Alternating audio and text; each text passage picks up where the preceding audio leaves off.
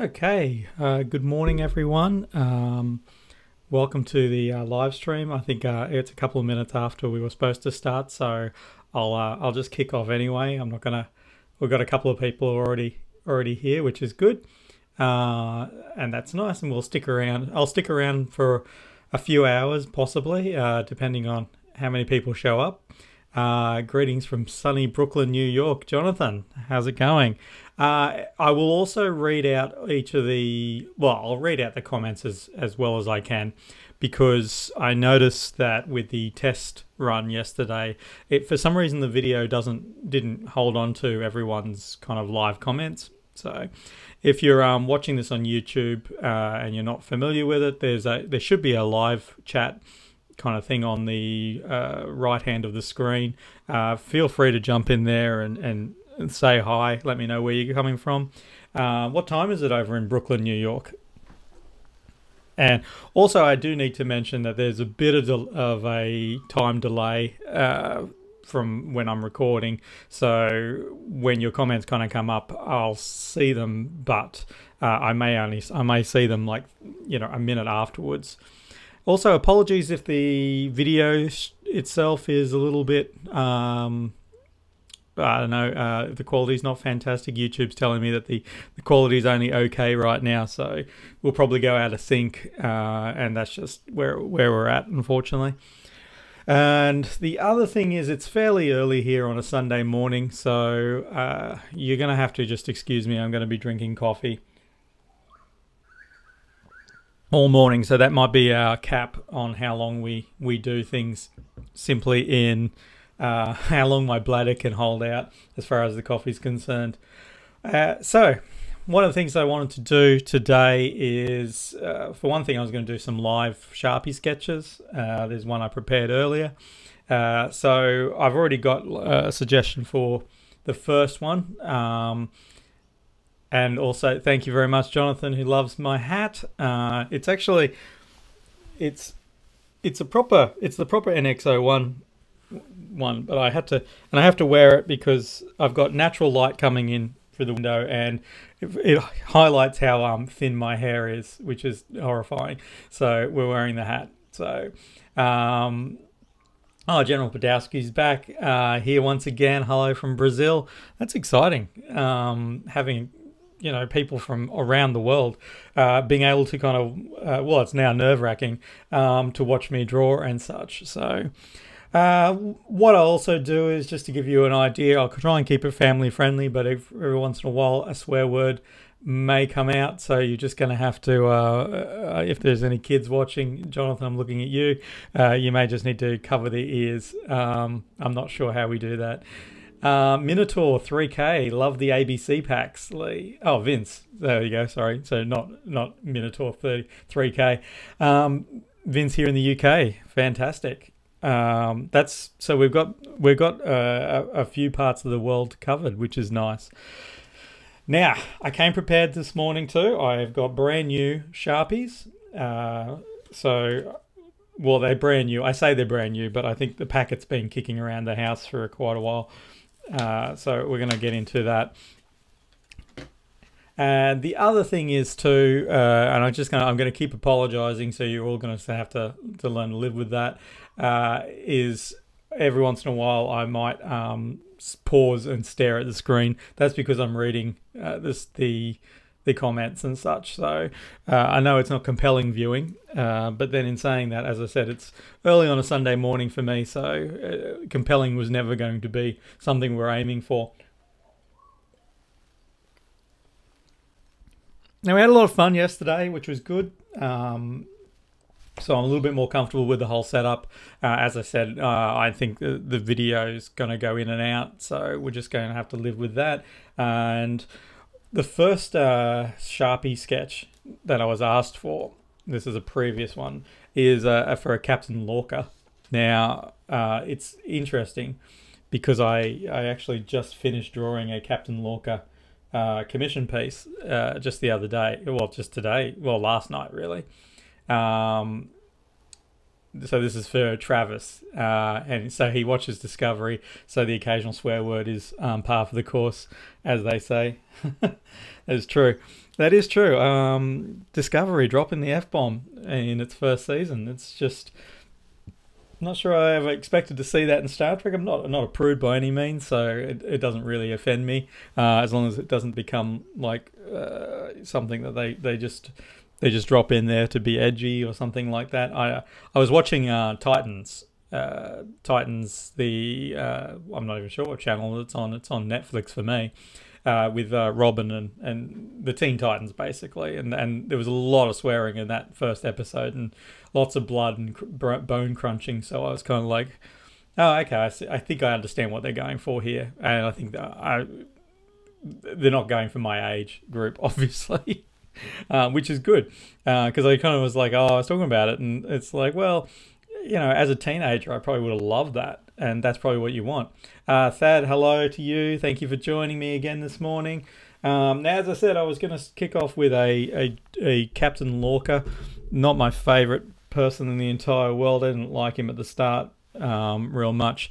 And then he obviously turned out to be bad. Spoilers for season 1. And yeah, and everyone's kind of really wants to see him come back. And I'm like, I'm not really interested in that personally.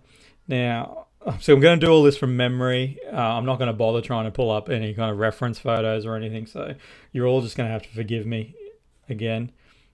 Oh yeah, brand new Sharpie feeling. Now, anyone who's seen any of these before knows that generally I like to start with doing the eyes. But for Lorca, I think we might just try and get his jawline first. And he's got decent sized ears too. I haven't quite wrapped my head around Lorca yet. I haven't drawn him enough. And what we'll do is we might give him... and I also haven't turned off the sound of my computer, so you're just going to have to excuse as I get all the amazing emails and such. I remember the first time I drew Lorca, I drew him with dark brown hair. And someone criticised it and said, oh, hasn't he got black hair? And it's like, well, actually, he doesn't have black hair. He has very dark. He has very dark brown hair, which comes across as black. I know that because when I was a younger man, that's how my hair was. But we're going to give him black here anyway, because that's what we're working with. Yesterday, in the test stream, I went searching for a red Sharpie and could not find one for the life of me. Now we'll give him some mean eyebrows. These are mean eyebrows, or Dr. McCoy eyebrows, depends on who it is.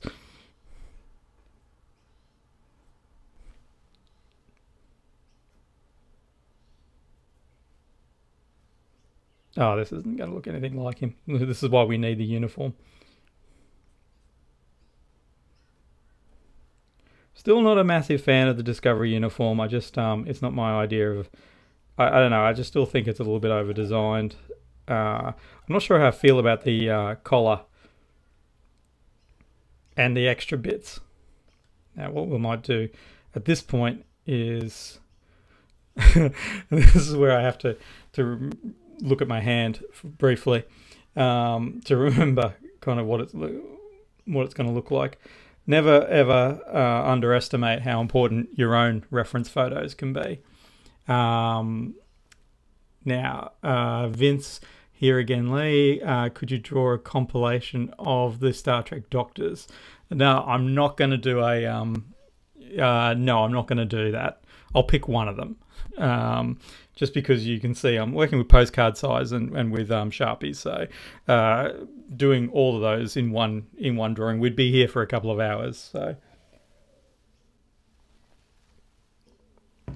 but A+ for the enthusiasm.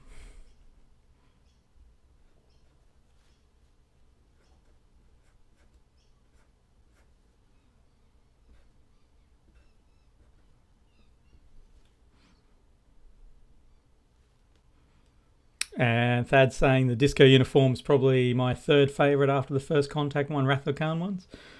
Yeah, see, I just can't get into it. So I'm not going to say you're wrong.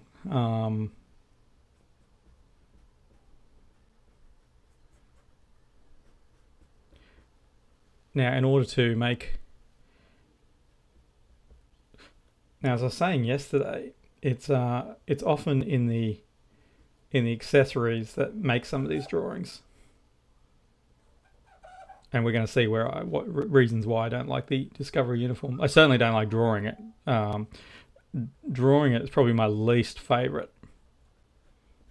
And mentioning that too, I had a question on Patreon from Cameron, who asked who is my favorite character that I least like to draw. And I thought about that one for long and hard, actually.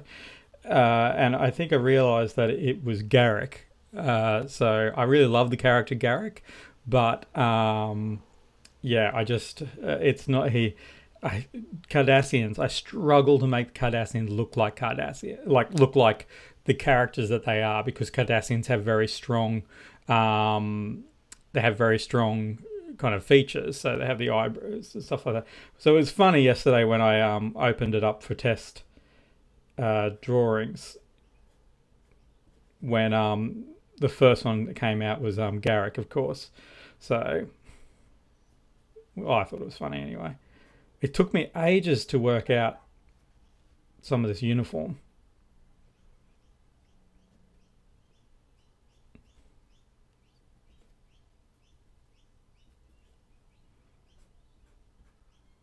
And one thing I will give, I'm not a big fan of the line down the middle of the, well, down the side of the, let's give him a bowl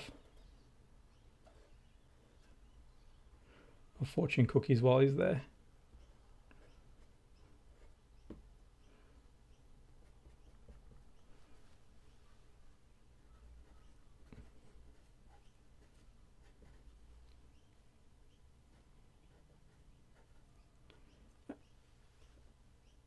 What was I saying? Sorry, I was blanked out as I got obsessed with the fortune cookies. Someone's going to have to tell me what I was saying after 5 minutes. General Podowski asked whether there's any plans to show some of the colouring. I love the way you blend colours in your works.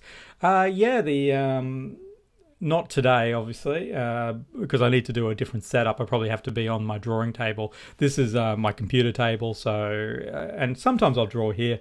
Generally, I'll draw anywhere. I discovered I really enjoy inking with a clipboard in front of the TV. So I'm not sure what the go is there. There you go. So that's Lorca. So yes, that's a semi-passable Lorca. It'd be fine at a convention table, and yeah, I will sign that with a smaller pen later. Okay.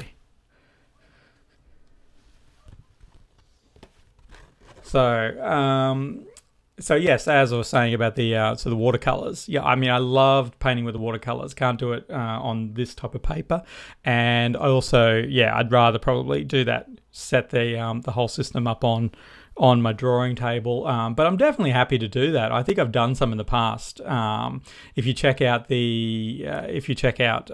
of the videos.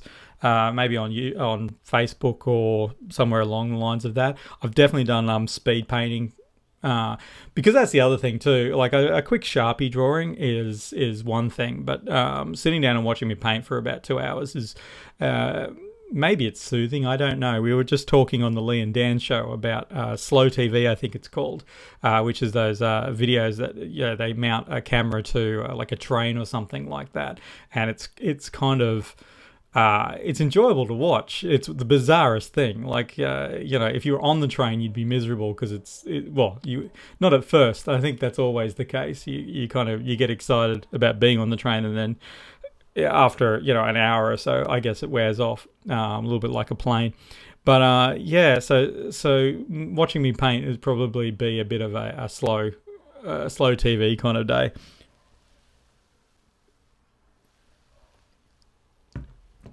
Okay, so we've done a discovery one. What we might do is which doctor will I pick? Let's go with the let's go with the tried and so Vince, I'm going to go with the tried and tested Dr. McCoy, because I'm particularly proud of my Dr. McCoy. I must say that of all the doctors at the very least, I think actually the EMH, he's got some pretty distinct features as well. So let's start with Dr. McCoy here, and I will point out all the different elements of Dr. McCoy which makes Dr. McCoy up. And we'll go with original series, not the movie one. Not that it really matters. Okay. Now, as I said in the past, I go with the eyes generally, or I go with the head. Like it just really depends. And now I kind of wish I had gone with the head now that I'm talking about it. It's weird actually talking about it. You become a little bit more self-conscious about it all. I would never do the head like this. You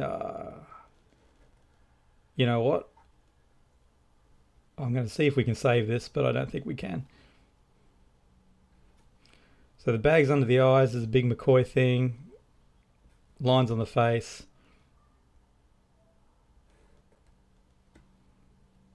And the eyebrows is a massive thing. And I'm not happy with this drawing at all.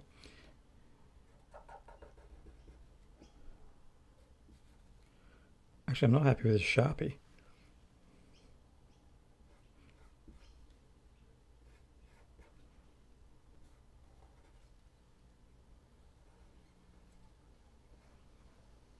You start to get a feel for... I probably should have made this. You know what? This actually looks like more like a film version. So let's go with the Monster Maroon, as people call it.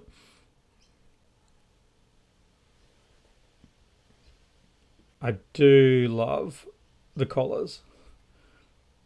And actually it's weird because as you start drawing them, you always had a particular impression of what the flap along the front looked like. I always thought it was much more along the chest, but it actually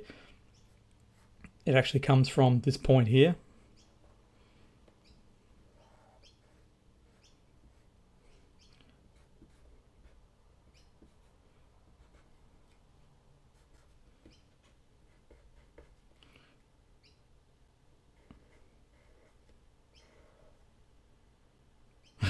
It's so weird. I can't believe I'm kind of nervously drawing right now. I've drawn McCoy about 1,000 times. Now, I don't, like a lot of people ask about it. I don't generally do the rank insignias or the pips. Often it's because I don't have the space, particularly with the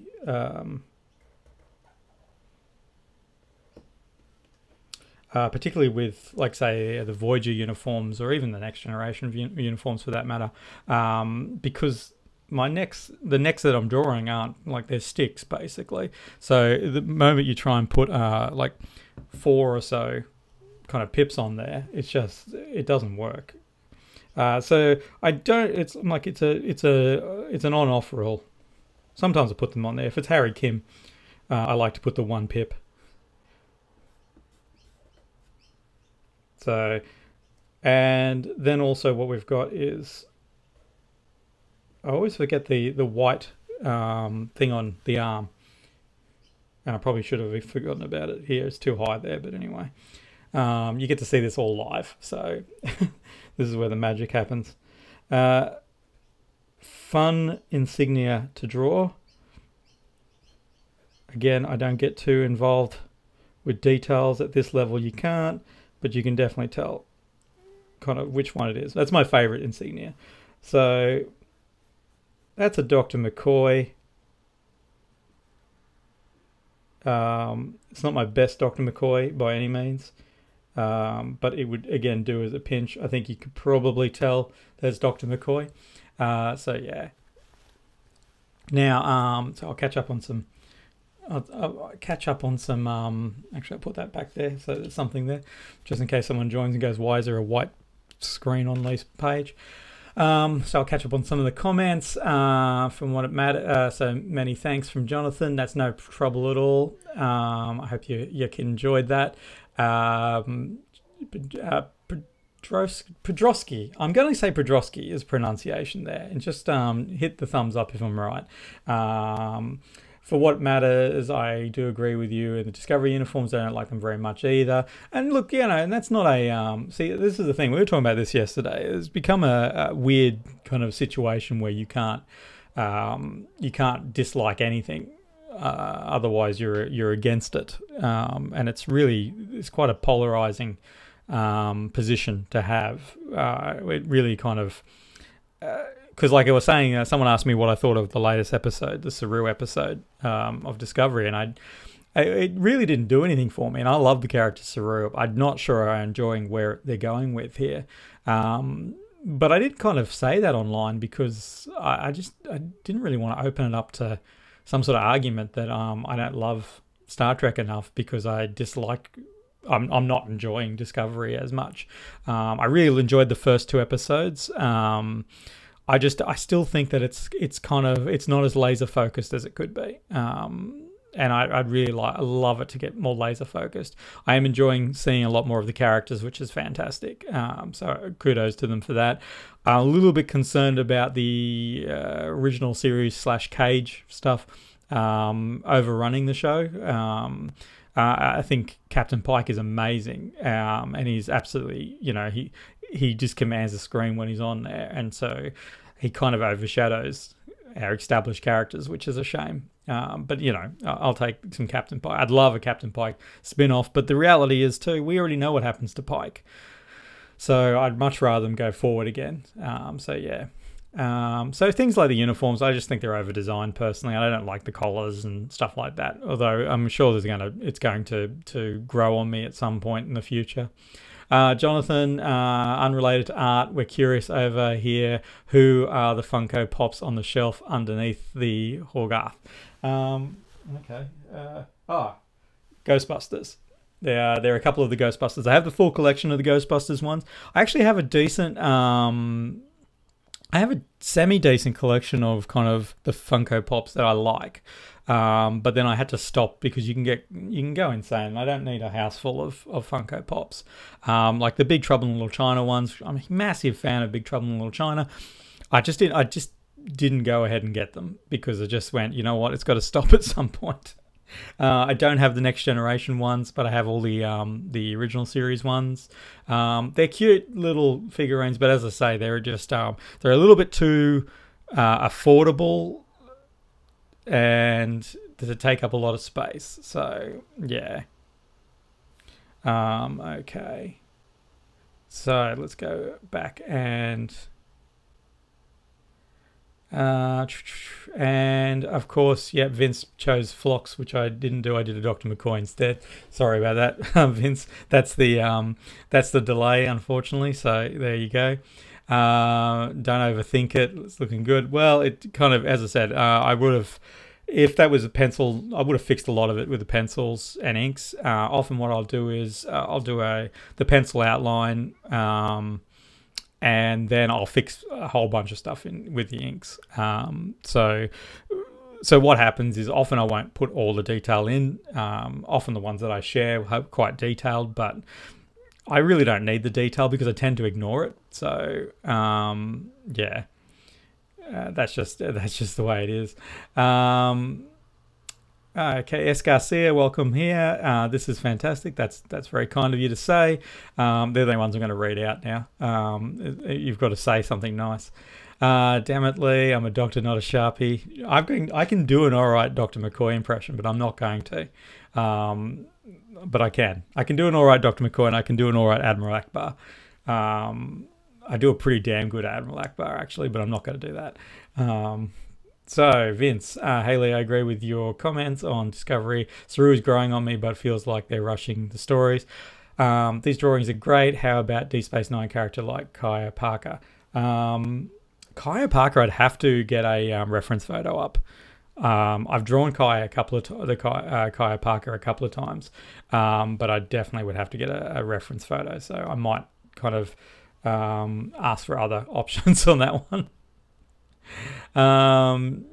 Jonathan says cheers again. So maybe I won't read those ones out. Podrosky, we're gonna have to get you a nickname, because he says, even though I don't know how, well, they say, sorry, I didn't mean to assume there, even I don't know how my username is pronounced. People started calling me this from interactions on Star Trek, on a Star Trek forum, so you're all good, which is good. S. Garcia, we're starting with pencil and moving to ink. How long does an average pick take me? Okay, great question. A character piece might take me, I don't know. It really differs. This is a terrible answer. There's no definitive answer to this. The more detailed it is, obviously, the longer it takes. But I would say that I could go from... I probably could do a decent A5 character piece in probably maybe 2 hours, maybe 3. It depends on what the character is too. Like if it was a Spock one and I wasn't doing anything special with it, like I could probably knock a Spock character out maybe, I don't know, half an hour, as long as I didn't care about kind of what's going on with it. So if we were going to do a straight up an A5 kind of character piece of Spock, and that includes painting.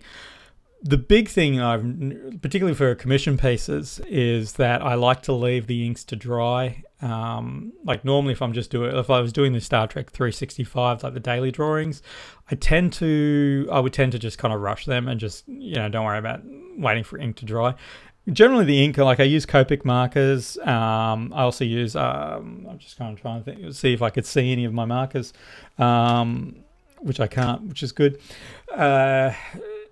So Copic markers tends to be, it's definitely the ink liner of choice. They dry pretty quickly. It just depends what medium you're going to add to them. So, watercolor's not too bad, although you've got to try and, it depends on the colors that you're using. Sometimes they'll go over the top of the blacks and not always look great. So, but I've never kind of really been too concerned about that unless I'm doing a commission piece. If you're using markers, so Copic markers in general, the color ones, that's a different story. Those ones you tend to need to leave 24 hours overnight, because otherwise, particularly using flesh color, so Caucasian flesh color tends to be one which will make the blacks run. Also, if you've left any pencil on there, they tend to pick up that too. So you see grey streaks or dark streaks on them. That's not great. Obviously, no one wants that unless you're kind of trying to add to it. And apart from that, a really big one, like I'm just trying to think of a good example, like the one with the Starbase, so a big A3 piece with all the Wrath of Khan kind of bridge crew. That one took probably, I'd say, if I compressed it all down, it'd probably take a day, like a 5-hour, 6-hour day of that's compressed down. But obviously what happens is that will be stretched out over about 3 days. So I might do a bit of prep design work. I'll block it out type of thing, maybe in a thumbnail sketch. And then I'll, of course, put the pencils in, see what works, what doesn't work. There might be a bit of reworking with that. And that can be exhausting. And then you go in and do the inking, which is just as exhausting because you're adding more to it. And again, this is another good reason not to get too involved with the pencils. One, you kind of see things in it that you love, and you'll never be able to recreate them again in the ink. So it's best to kind of hold that stuff back, and then kind of try and be a bit more free form with the ink, which is cool. And then generally the next day I'll kind of come in and paint. And it's one of those things where that one was really an interesting one because, and obviously I don't have a copy of it around here. That was interesting because it looks really good black and white. And I did say to the client at the time, it already looks kind of pretty cool in black and white. Do you want to leave it that way? And it was kind of keen on the watercolors. And some of the bigger watercolors can be a hit and miss affair. And that's probably just more to do with me than anything. Not being as confident with huge spaces. I really hate space scenes with watercolors, but yeah, that's an ongoing thing. Um, so yeah, so that's kind of so that's kind of it. Okay, everyone's kind of being a little bit quiet. So let's get another suggestion out there. Not Kyo Parker, although I could probably try and get one out there. But let's hear. Vince asked, Lee, what first inspired you to start drawing generally, and then Star Trek? Okay, I think this is a really good question. So I'll take a little bit of time before we start drawing the next one. Okay.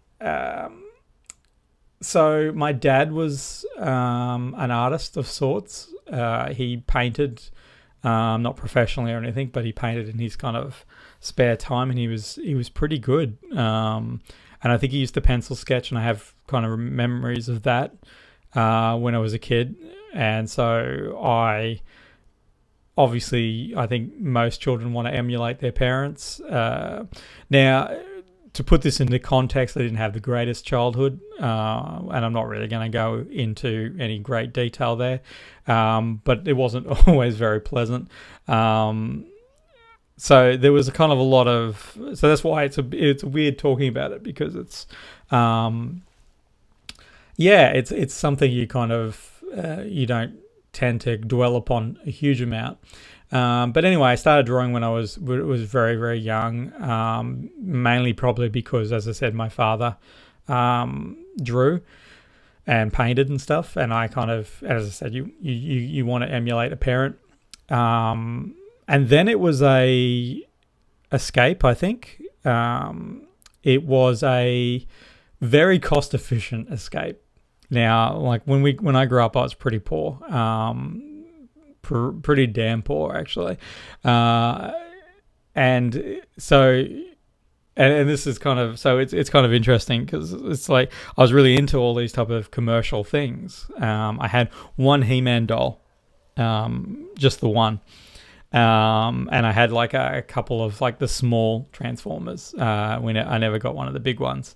And so obviously, you see other kids with all the toys, and I didn't have that. So what I did was I drew. I drew kind of all sorts of, anything transformery. I was drawing kind of, because it's a really it's a no cost kind of imagination tool where you can kind of create your entire own play world.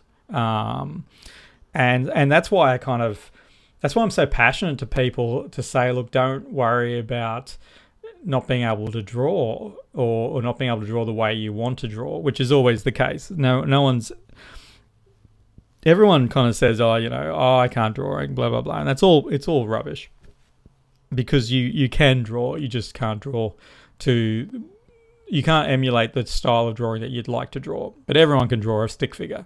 And you add embellishments to those stick figures, and you become really, you're eventually, you're dealing with real characters that you at least recognize. So I don't kind of believe any of that. And I highly recommend anyone who kind of feels even the vaguest of interest in drawing something, grab yourself a pencil and a piece of paper. Don't show it to anyone if you don't want to. Just do it for yourself, and start with stick figures and just start padding them out. And there are so many YouTube videos, instructions. I highly recommend kind of just doing it in your own pace and doing it for yourself, and don't worrying about other people, and then eventually share that stuff out in the world. I think that's kind of, inspire other people that may feel that they don't draw as well either.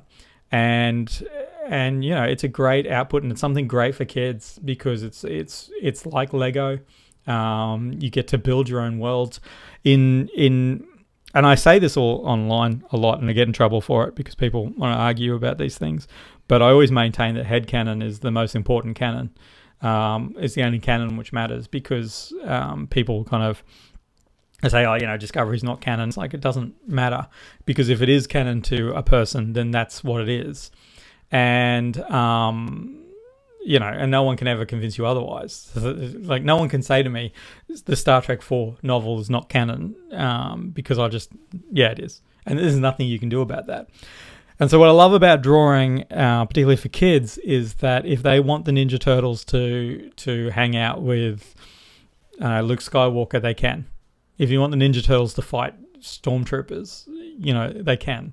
There's nothing that there's no company in the world that has the power to stop a 10-year-old drawing that and just living in that world. So I think that's awesome that you can ultimately you can unleash complete imagination and have no boundaries and be creative, and you can do that with just a couple of lines, and you don't need any expensive tools. A pencil and a scrap piece of paper will do the job. And so that's why I say kind of every child should be encouraged with that. And when I say encouraged, it's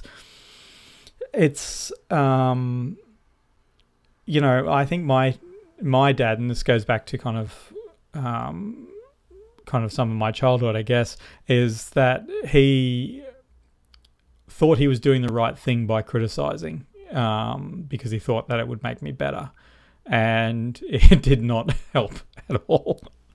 Maybe it did. I don't know. I don't think it did. I think if he saw my drawings today, my dad passed away quite a few years ago. I think if he saw the drawings today, he'd probably be horrified. Or maybe he wouldn't. I don't know. But yeah, he was kind of quite critical. So it was a matter of that was frustrating and caused a fair bit of angst. But it is what it is. So, but I say, I'm not saying it should be like the American Idol, Australian Idol type of thing, where if your child is a terrible singer, don't encourage them to go on that show. Like if your child can't sing, someone needs to sit down and say, listen, enjoy singing all you want. There's SingStar, there's singing in the shower. Don't go on national TV and become really upset when some people are really, really mean to you for the purposes of entertainment. And I kind of say that with drawings. Like I just kind of, I think, do it for yourself first, and if you feel you can bear it, share it, because I think it's great to kind of encourage everyone to be doing that. But there is a price that is, particularly in today's day and age, people can be very unkind for some reason, and I'm a strong opinion of, if you don't have something positive or positive kind of feedback, don't. There's no need to. If you just don't like something, there's really no need to go to all the effort of typing out that comment and telling someone that you think whatever they're doing is shit. Just don't partake in it. Just let it go. So and you know what? And the other thing too is, unless the person's asked for feedback, maybe don't give the feedback. I think unsolicited feedback can often be appreciated, but I think that's what I love about DeviantArt. I think there's a tick box that you can actually tick it and say, yes, please give me feedback. I love it. I wouldn't do that. I would seek out people that I really respect, or seek out people that I like, that I know I can look at, look in the face when they kind of give me bad feedback and make me feel bad. But I know that they're not being horrible. Random strangers online pointing out that my pictures don't have noses, not particularly, not useful. So yes, no, I'm going to grab coffee on. So yes, as I said, I came prepared. This is the coffee I brewed this morning. And yes, I am a coffee snob. So these are single origins and all that type of stuff. Actually, I have a massive coffee machine which is sitting downstairs in the garage. It needs to be serviced. It's one of the things that we're definitely going to take to Tasmania with us, because it costs us a fortune. But I've been using the French press for the last year, I guess. Okay, so S. Garcia said, thank you, that's wonderful. I love your honesty and really your attention to detail and mindfulness of size. So that's I think that's in relation to about half an hour ago. Sorry about that.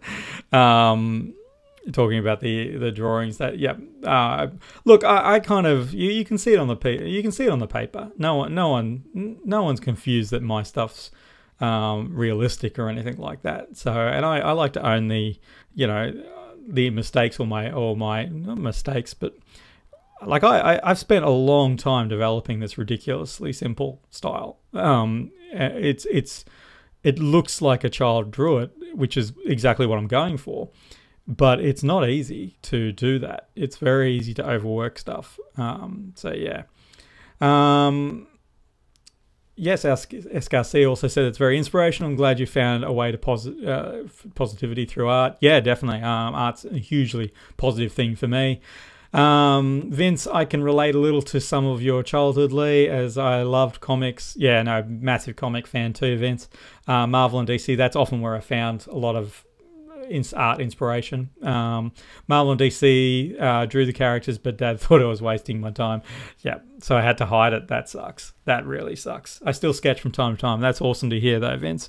You sketch whenever you damn well want, buddy. That's really awesome. Yeah, but it really does suck. Podrosky, I relate to a lot of that. It sounds, this is great. Well, it's not great, but it's nice to know that people relate to the story. In terms of how it was for me at the start with art. Yeah, look, when you're first starting out in art, this is where it's really, like, I did art class obviously in high school, and if I could go back and talk to me as a high schooler, I would tell myself to shut up and just do what they ask you to. But I had to challenge everything all the time. It was crazy. And I don't think I got as much out of it as I could have, although what I did get out of it was amazing, like wood block carvings and painting in different kind of styles and stuff like that. It's all really important, but as a teenager, you don't understand these things, so you kind of get frustrated. But I think if you can encourage someone to just do what they're doing without necessarily being critical, I think that's really important. Really, really important. Vince, the good news is when I got made redundant 15 years ago, I started drawing to stop myself going balmy, and my daughter watches me and got hooked. That is the best story, Vince. That's awesome. It's bad that you got made redundant. Been there twice. Voluntary on both accounts though. So, but that's really awesome. I find if I don't draw every you can always tell when I haven't drawn for a couple of days because I start getting a little sketchy around the edges, and my wife will often say to me, go draw something, because I think I treat it as a bit of a meditation type of thing. Podrosky said also, I started drawing for myself first and only recently had enough courage to share. Oh, look, I'm not telling anyone they should have to share anything. This is not about the output. It's about what you put into it. I think sharing, you need to find a really safe space to do it. And I think, like I when I first started sharing my stuff, it's a really odd situation because it's like you start to learn what works and what doesn't work by what people kind of respond to. And this is what I mean by you don't need to criticize, because like I know what works and what doesn't work. Right now I do a series with the Red Skull on the planet Vormir or whatever it was from Infinity Gauntlet, and no one likes it. But I really enjoy it. I really enjoy doing it, and I don't care. But it's so obviously if I was honestly worried about kind of people following me or kind of people enjoying what I do, I wouldn't keep banging the Red Skull drum. I would actually I would dump that really quickly. It's a good, you got to be true to yourself, but it's a good way of discovering kind of what works and what doesn't work in a positive means. So it's a double-edged sword because, as I said, people will seek you out, particularly if you get any attention whatsoever. Any positive attention, people seem to want to be dicks about it, which is for some reason I don't understand. And I generally don't worry about it, but it definitely is that thing where you focus on that one comment. I think the Oatmeal did that comic the best, where he kind of pointed out that he might get 200,000 positive comments and one negative, and he will always read that negative one over and over again. And I know exactly what he's saying there. It's 100% that case, that you obsess over this stuff.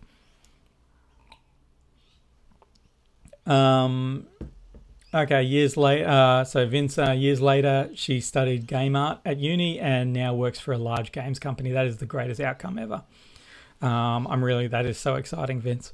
Pedestrian, my parents actually do support my art, but they don't see it as a way to go anywhere, so that's a pity. Look, Thad said he likes the Red Skull drawings. Thanks, Thad. Big love to you, Thad, because I love them too. But as I say, they're not a massive hit. They wouldn't be my most popular drawings, which is you sometimes got to do these things for yourself. And the sad little red skull on a distant planet with no friends entertains me greatly. So I was going to say I thought I had an extra one. I've got two of them already inked, but this is and the Patreon guys have already seen this one, but this is the one which I'll paint at some stage. They don't become a priority. So yeah, this is basically the Red Skull thinking about how he used to own a big car. Again, these things are just, they're designed to entertain me. So yeah. Okay, now where were we? So someone needs to suggest a character that isn't Kai Opaka. I keep saying that, and I know that I'm going to look up a Kai Opaka image in a second, and just do that anyway.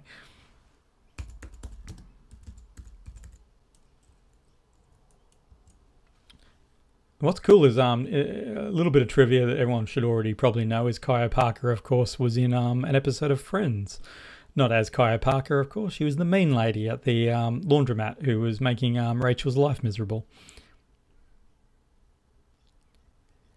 Yeah, we can do an Kai Opaka. Let's have a look. Just got to find a decent picture of her. I do like the Deep Space Nine, the Kai kind of outfit. It's a fun one to draw. Okay, let's do Kai Opaka. I got bullied into it. The cards that I'm actually currently doing these on are actually postcards from the podcast that I do with Dan Hughes, the Lee and Dan Show. It is a podcast that makes absolutely no sense to anyone. I'll get rid of that coffee pot. It makes no sense to anyone because it actually doesn't have any actual theme, which is unusual. It is literally just conversations that I do. Okay, a lot of Deep Space Nine love in here because Pedrosky just suggested Ezri Dax. I like drawing Ezri Dax actually. I don't mind drawing Ezri Dax, but no, I've committed to Kai Opaka at this stage. Now the thing with Kai Opaka is I probably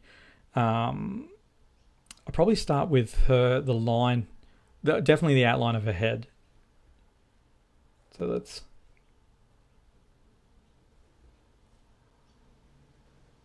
Now her face doesn't look... I just hit my coffee. That's terrible. I'll make sure I'm on the right screen.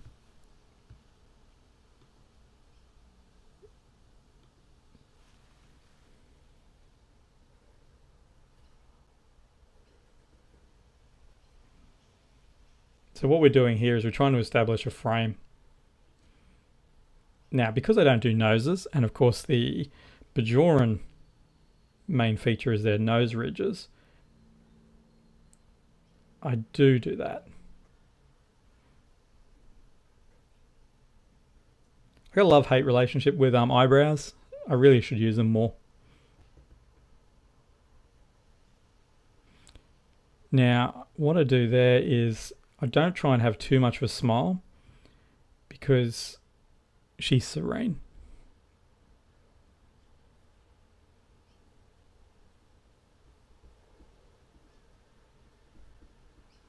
And what we're trying to do there is give the impression of her earring.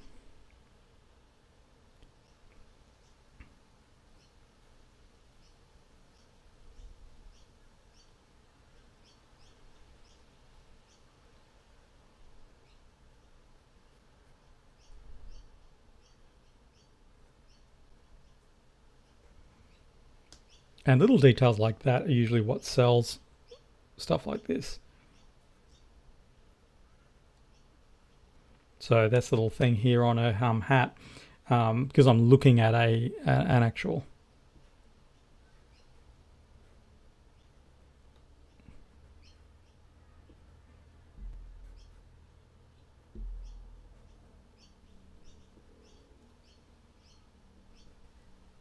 See, now like this right now does not, like, you definitely can see her, I guess, but you mightn't be convinced that it's Kaya Parker at this stage. And I'll show you the difference in a second. So we're just going to go simple with a costume because I'm not interested in getting too.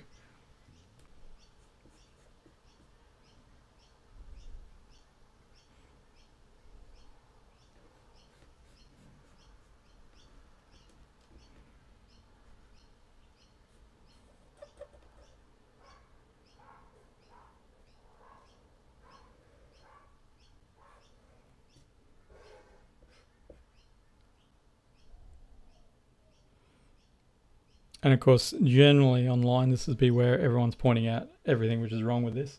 Now, so we see here, sure, it's a Bajoran, but it's obviously, it's not necessarily Kaya Parker. Literally 2 lines will do this job.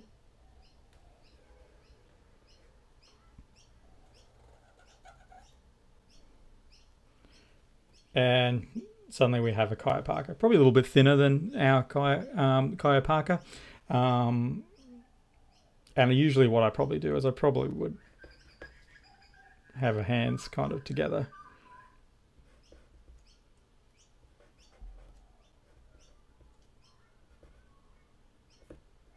As you can see, I can rework it slightly.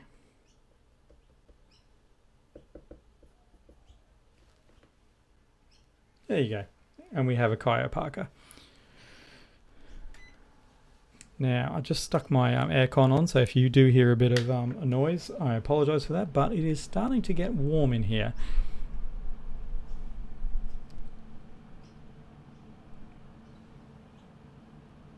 There we go.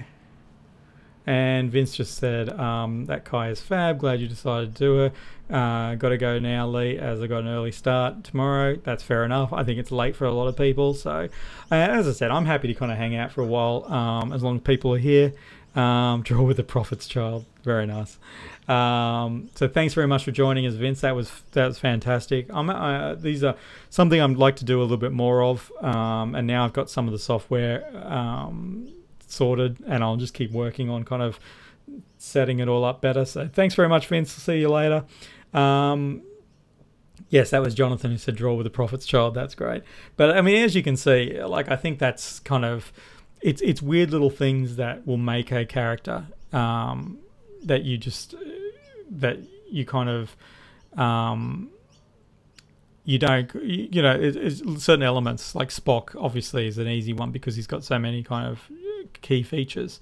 But even Spock there's a different Spock, drawing Spock from Discovery is obviously different to any kind of normal. Thanks very much, Vince. You take care as well, buddy. Yeah, drawing Spock from Discovery is different to drawing Spock from kind of anything else. And it's weird because you can actually differentiate. And I'm actually very happy with where I'm at with being able to differentiate between my Spocks. Like, you can tell which Spock is which. Even the Zachary Quinto Spock, I can definitely tell the difference to that too. So, there you go, Podrosky. Oh God, we're just gonna have to. It's only 8 p.m. here, so all good on this side of the planet. I tried to pick, is this a good time for everyone? I tried to pick a time that wasn't going to kill me, being too early, but 2, would kind of cover off as many people as possible. So let me know whether or not this has actually worked or not. So yeah, I guess, yeah, any more questions from anyone? As I said, I've kind of answered some stuff that was already asked, but perfect timing. That's good. Yeah, fantastic. So Escarcia said perfect timing. Um, Pedro, there you go. Yes, Pedro Pedrosky. We're going to call you Pedro from now on. There you go.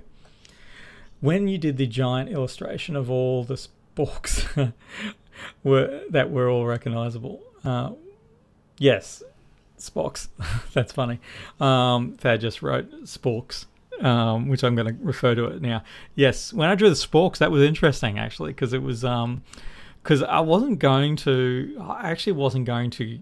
That just all happened organically. It was weird because I was trying to pick out what I was going to do, and then I realized that there'd been so many different versions of Spock anyway that I could do infinite diversity, and it would tie in with the actual eyes for infinite diversity.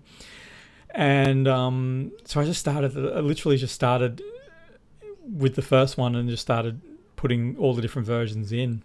And it was really it was a lot of fun actually, because yeah,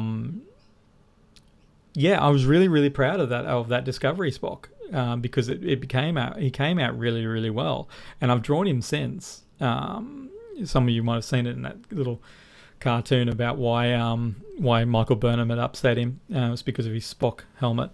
And again, it was like, I think he's distinctly different from Leonard Nimoy's Spock, and even Zachary Quinto's Spock. I'm not sure. I'm not a fan of his Spock yet. We haven't seen very much of him, and I'm really getting over this teasing him rubbish. Nothing irritates me more. Like nothing irritates me more in a show when they're doing stuff like that. It's like if Agents of S.H.I.E.L.D. were talking about Iron Man off screen or something like that. I just it irritates me. And so when Discovery we all know Spock's coming.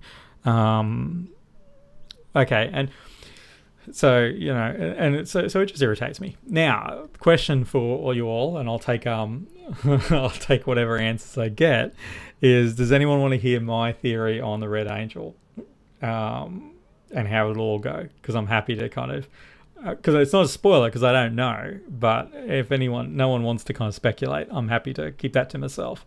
This makes me believe I should rethink my publicity strategy. Well, that's right, Pedro. Now you've rebranded as Pedro. I can get behind that. So there you go. So yes, let me know if Thad wants to hear it. Oh, hell yeah, with the theories. Okay, Pedro. Okay, Thad. I think it's future Spock. I think it's future Spock. There you go, Jonathan. I'm down with future Spock. It makes sense to me. And actually, I think that's probably what I would... That's, I don't want it to be anyone else. It makes... To me, I'm skeptical of the whole storyline anyway. I don't like them shoehorning Spock in, and I don't like them as I said, I really would love to see the characters do their own thing. But to me, like this idea that Spock used to see Red Angels or something, it just doesn't vibe with the character. And so if it was Spock from the future going back through time and making sure that the timeline remains, protecting the timeline as best they can. Now, the thing is, this is where it gets controversial, because I know that I think Midnight's Edge, I think that's their name. They've talked about something about the what's canon, what's Prime Universe, all that type of stuff. To be honest, and people get really angry about it, and I don't really understand why anyone would get angry about it. Like, I know that often the videos are done as inflammatory things, so I do get that. But this whole thing about the rights and everything about the show, none of that's I don't think any of that's offensive. Like, I don't think anything it's derogatory. I think that it's even though it's played up to be by both sides, which is just a stupid place for our franchise to be in right now. But I think that all makes sense from a legal point of view of why they made changes and stuff like that. And I'm okay with that. I don't think any of that's a problem. Like, as I said, some people are kind of taking offense to it. If you said to me that Discovery's not Prime Universe, I'd be okay, well, whatever. probably in my heart I don't believe it anyway. It's just one of those kind of well, see, this is the thing. So Thad just said I'm not angry. I think the conspiracy theory is ridiculous, though. The fact that it's even a conspiracy theory is weird. That's what I'm talking about. I think it's, I think speculating about what the rights are of the different looks of the shows, I think that's all. Hey Jane, how's it going? Jean's just joined us. And Jean, just so you know, we're talking about Discovery and all sorts of things. And whether or not Future Spock is the Red Angel, and also whether or not why Midnight's Edge videos cause people to get very angry. I know why they cause people to get angry is because they're being set to make people angry, which is, again, bizarre. Because I think if you're just talking about kind of what the rights, the property rights are, that's completely fine. I think the tone of them is what causes all the angst and anger. And Thad, I wouldn't be concerned if you were angry about it, quite frankly, because I think that's the way that they're kind of gearing this up, which is wrong. But as I say, I think that the rights thing is quite fascinating, and I think what they did with the Kelvin universe, Kelvin timeline, was very clever, because you could do a whole different kind of differentiator. And I think whether or not this is Prime or not, Discovery is Prime or not. I mean, I think it's pretty clear that it would be very hard for you to convince me that it's completely Prime, because frankly, you're trying to bridge 50 years, and you're setting this before a show that was set which was done 50 years ago. I think it's very hard for them to kind of marry it up completely, and I think everyone just needs to take a deep breath, and it's fine because it's a TV show, of course. And I think if they're trying to, so the Red Angel Spock, in my mind, is about trying to unify everything, and I'm okay with them unifying everything. This is the bit that's what I'm kind of trying to say when people are kind of flipping out about this and getting angry or not. It's like, what is the problem with trying to unify the storylines that we've got? I mean, I don't really think the Kelvin timeline is that. Like, I think it was explained pretty well that this is it's an alternate timeline, so it's okay.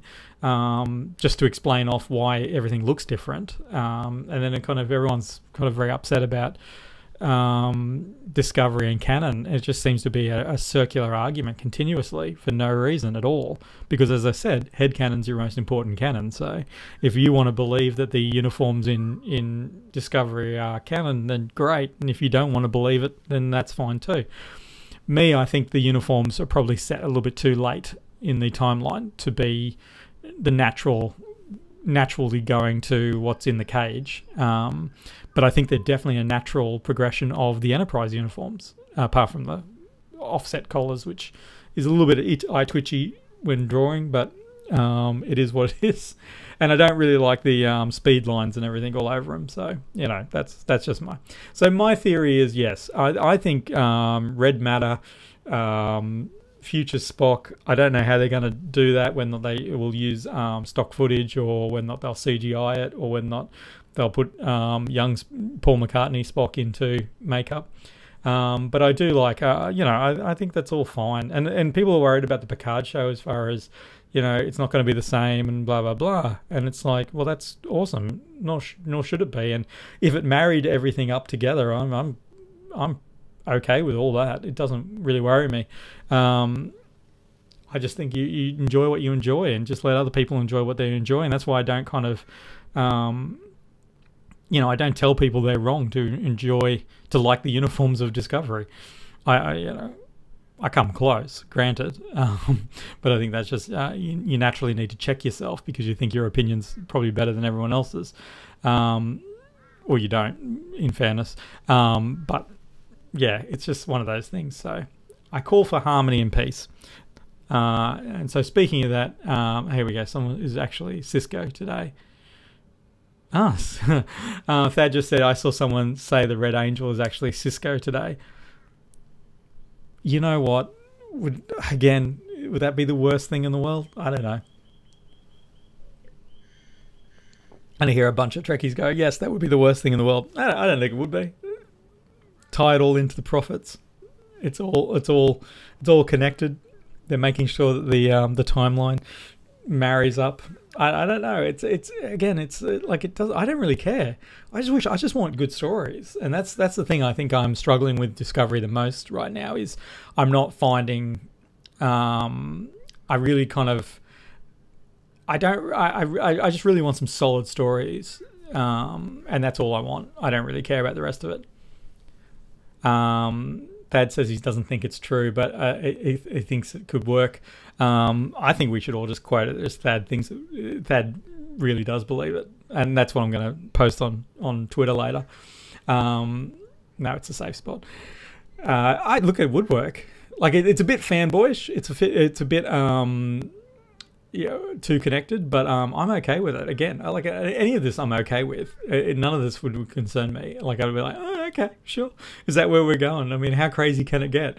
And that's kind of where I'm at. Everyone thinks their opinion is better than the others. We just hide it well. That's it. Everyone does. Yeah, you're all in my story. I'm not in yours. Jane, you do not have to apologize for missing the first part. She thought she first thought the angel was Spider-Man. I just saw Spider-Man Into the Spider-Verse. How amazing that movie is. That is possibly one of my favorite comic book movies now. And yes, I agree 100% now having seen it. Yes, Jane, we know that you're not serious. But the costume is blurry. Yes. But yeah, amazing movie. So to get off the Star Trek track, if you haven't seen Spider-Man Into the Spider-Verse, it's coming out on digital, I think, soon. And just highly recommend it. I love drawing Spider-Man actually. So let's do a Spider-Man while I'm talking. And we can go back to talking about Star Trek, guys. I don't have to feel. I think I've cooled down sufficiently, so I won't blur this too much. Spider-Man's really he's one of those characters. He's a go-to character too. So this is we'll do this way. So we'll start this way.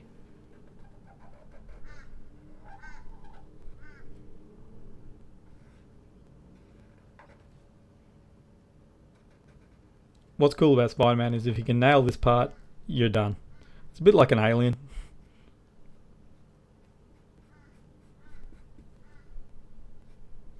But if you can get this part, the eyes right, and the head shaped fine, then you're doing pretty good.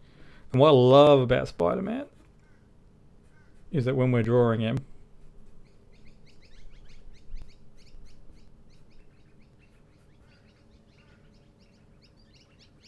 we can always do him upside down first. Sorry, just trying to find my mark.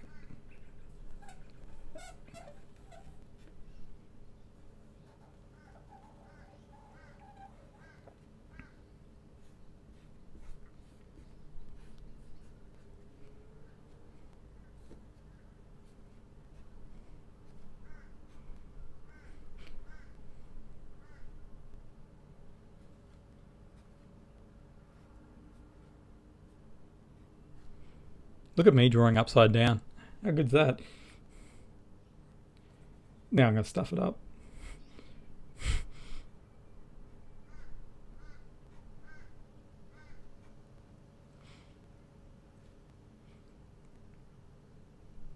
Now, the thing when you're drawing Spider-Man is that you have to pick some webbing.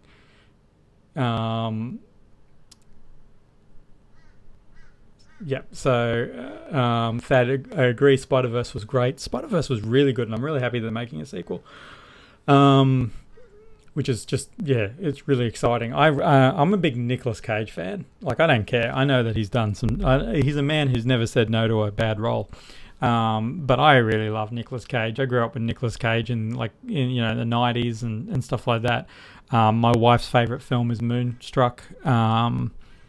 So Nicolas Cage is definitely he's something throughout my life type of thing that I've always really appreciated him, and so whenever he shows up in something good, I'm very excited.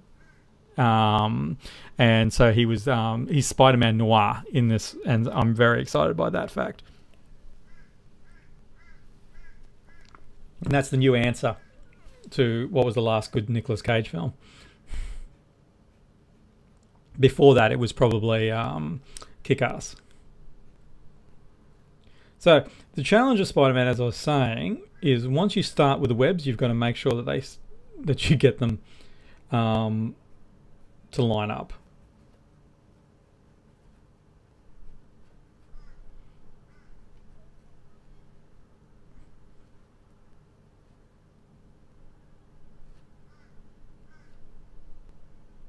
Yeah, now we're thinking about what we're going to do.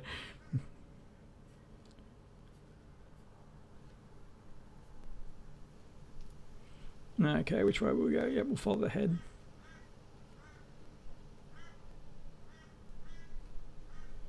It doesn't really matter which way you go, but you gotta stick with it. And if you want to put him into some sort of context, I grew up with Sesame Street, which is weird for an Australian kid. Well, it's not weird, it's actually quite common for an Australian kid to grow up with Sesame Street. So trash cans all look this way to me.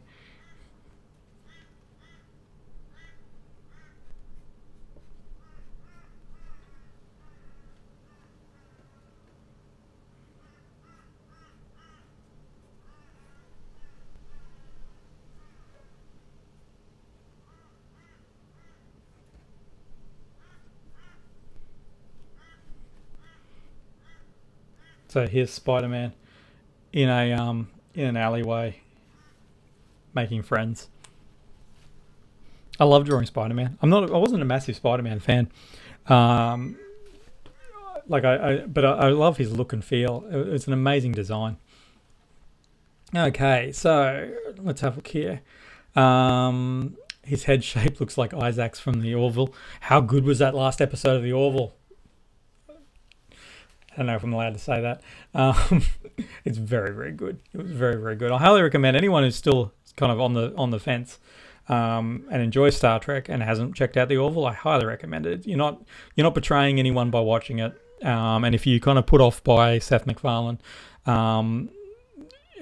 Seth MacFarlane gets over himself really quickly. And I've talked to some of the people behind the scenes, and I think the intent is really, really good for the show. So yeah. Jonathan weighed in with the Cisco theory, which he thinks would be amazing. I'm now thinking I'd like it to be Future Cybok instead. I want it to be Future Cybok as well. Now, S. Garcia said The Rock. I'm not sure what that is in response to, so I apologize. Oh, The Rock, the film, of course. I thought you were talking about Dwayne Johnson. So, no, The Rock. The Rock is amazing. The Rock is an amazing film. This is before Michael Bay got too ridiculous. And then he got ridiculous. Thad's seen Cybok being theorized too. Thad also noticed the kitty. Pedro said, so good, man. I think he's talking about the Cybok theory, or he's talking about the Orville. I'm not going to lie, I was hoping you'd mention it. I'm assuming he's talking about the Orville now. It's amazing. LOL from Garcia. Dwayne Johnson is the Red Angel. That's amazing. How good would that be? He's been in Star Trek before, so I think we should there should be a petition that the Rock's, that at some point Spock mentions that he can smell what the Rock's got cooking, and that we'll all be like, yep, we know exactly who it is, and then he kind of just steps through and does the eyebrow thing. Nicky Cage, Escarcia, Jonathan's laughing at something. Pedro said, yep, Orville, so yes, that's what he was talking about. Yes, I'm not even going to say the name of the episode, Jane, because I cannot pronounce that. But yes, that would be excellent. It should be, all of Discovery should be an origin episode for the Rock's character in the Voyager episode. That would mess people up. How angry would everyone be? So I'm supportive of anger. which is kind of weird considering that I've called for peace and tranquility between everyone. But at the same time, I'm actually kind of okay with the producers doing whatever they damn well want and making everyone miserable. This is why I'm kind of okay with I'm okay with a Tarantino Trek. I just think that'd be interesting more than anything. I'd like to see something new, and I know everyone would get really angry about it, and it would just. But it's Tarantino. You can't go past Tarantino as a director. He's excellent. So, Star Trek Origins: The Rock. I'm down with that. I think he's a big box office hit. If we can get The Rock back into Star Trek, I think we should totally try and do that. But given the sheer volume of cameos that the Orville's getting, I wouldn't be surprised if he shows up on there at some stage. The cameos that the Orville is getting, and also handling really well. Bruce Willis as a giant plant was very clever, because Bruce Willis in any other form would have just taken away so much. The Rock will save Star Trek 4. Yeah, I mean, this is what I'm saying. Like, The Rock should be... They should do... Like, they've already had the guy from Fast and the Furious take on one of the Star Treks. He took on Star Trek Beyond, so... Surely there's some sort of inroad that he could come back and do the next one, because I like Star Trek Beyond. I think Star Trek Beyond had a really good feel to it. So, yeah, I don't know if that's controversial or not. I don't really care. But I really enjoyed it. I thought the uniforms were cool, and I thought the soundtrack, of course, was amazing. But, yeah, I liked most of it. I think they wasted poor old Idris Elba, but I think he kind of likes being wasted and things. He just strikes me as one of those type of people who kind of, I don't know, does these type of films and doesn't like them for some reason. A little bit like, what's his name, James Bond. I've gone blank on his name, but yeah, he seems to hate kind of popular films that he's in, and only likes his non-popular ones. Fast and the Furious Star Trek crossover, yeah.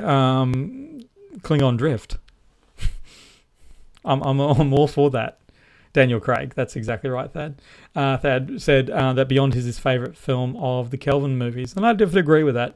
I think it was really, there was a lot of good sensibility in there, and as I said, I think they just wasted the villain. The villain was problematic, is in that it wasn't. I think he should have been human the entire. I don't understand why they decided to do that and then do the reveal at the end. I think it would have been more interesting had he just been a crazy, ex-military guy who had prolonged his life. Yeah, see, Pedro just said that he really actually liked Star Trek Into Darkness, and it's the unpopular opinion. I agree that it is indeed the unpopular opinion, but I also agree that I don't hate it either. I just don't give it a huge amount of credit. I think it's Jean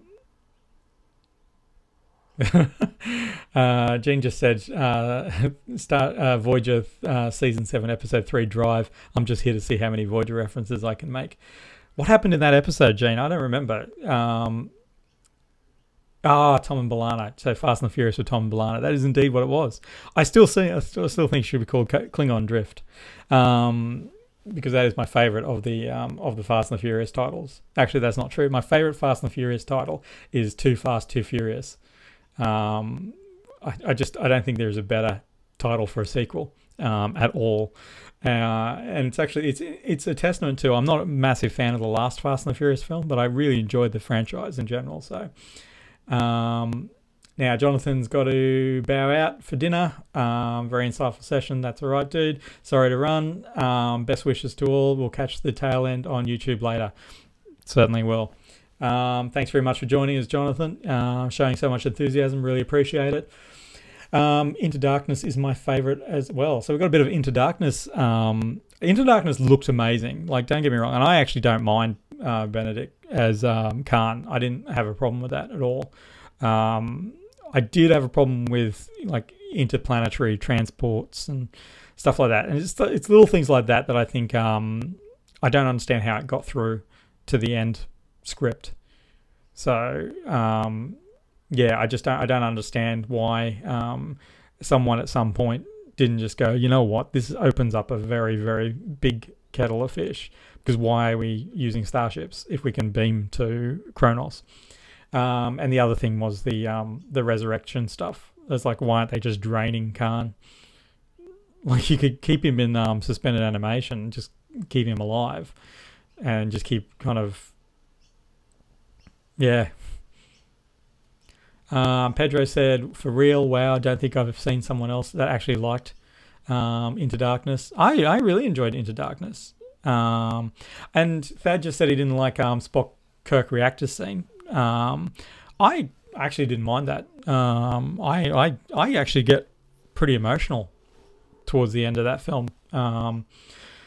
Yeah, I actually don't mind it. It doesn't really worry me. I mean, this is not a hill that I want to die on, though. Like, I'm not. But this is a whole different unit. Yeah, it's a whole different timeline, so you can do whatever you want. And the theory that the timelines would try and realign themselves always kind of brings it back to that storytelling. So, yeah, look, Into Darkness, as I said, there's just some key components of it I don't like. What I did see, though, the other day on YouTube is I've been watching a lot of these kind of... I watch YouTube videos towards the end of the night before I go to bed. Because I watch a lot of these storage locker purchase ones, you know, the ones where they go through storage lockers and stuff like that. I don't know why I find it relaxing, I just do. But so I was watching a linguist talk about made-up languages, and they were talking about the Klingon language, and he was talking about the origins of a lot of the noise, sounds that come into the language, and how well it's actually done, and how he kind of mentions that on Next Generation, the language is often not delivered particularly well, particularly by guest appearances, which makes sense and completely, and there's no criticism. He was just saying that they're not getting the sounds that are obviously attached to it. But what he was saying was that the lines that Uhura delivers in Into Darkness are amazingly well done. So yeah, which is cool. And S. Garcia just said it always comes back to Tribbles. Yeah, see, I don't know. It just, I just struggled with the whole. I just struggle with the plot holes in that one. Is the only problem I have with Into Darkness. Everything else I don't mind. It's just those couple of plot holes. Because I like I like a lot of the kind of the elements to it. Everyone talks about the Enterprise being destroyed, and I point out that it's not destroyed in this film, and that in actual fact, the Enterprise has only been destroyed. Was it 3 times in the history of Star Trek? Really. That we've seen anyway. So we've seen the Enterprise, the first Enterprise, get blown up. We saw the Enterprise D, of course, crash. And we've seen the new Trek Enterprise get blown up by whatever the aliens were in that.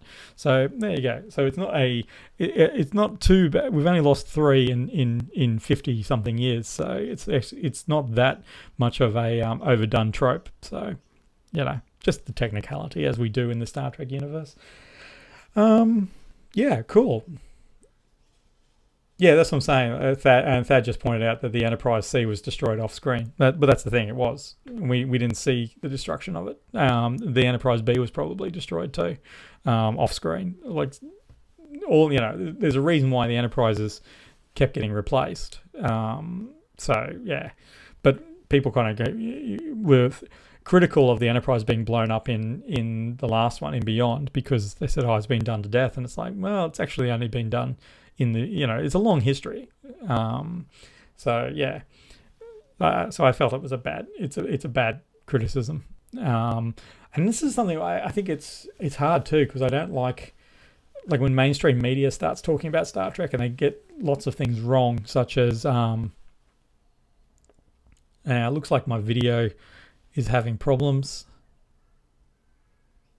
So we might be coming up to a point where I'm going to have to call it a day. But just to finish that thought off, I've completely, I got distracted by the poor streaming health, and so now I can't answer that question. So actually I might call it a day. We've been here for about an hour and a half now. So I got a couple of drawings done. So I got Spider-Man, obviously, Kai Parker. I've got kind of a McCoy. I mean, I like the McCoy, kind of. And of course, we got to cover off Lorca as well. So thanks very much, everyone, for joining us. As I said, I think the video settings are probably aren't going to let us down now. I really, really appreciated this. I want to thank everyone. You've all been fantastic. It's been a lot of fun this morning. I'm going to try and do these a little bit more often. If you are interested in more background information, definitely jump on to Patreon. I'll put the I'll put it all up. I'll still be talking, but I can, because I got fancy software, so I got to play with it. Thanks for joining me. As I said, if you are interested in you'd like to see more or support me, check out Patreon. It's only, like I say, only you can join for $1 a month, which is awesome. I don't ask for any more than that. Some people do offer it. As I said, I'll try and do these again. I'm going to get out of here soon. Thanks very much for joining me, guys, and tell all your friends on Twitter that you had a great time, and make them all jealous for not being here. And maybe next time we'll have a packed out room. But everyone here has been fantastic. So thanks very much, everyone.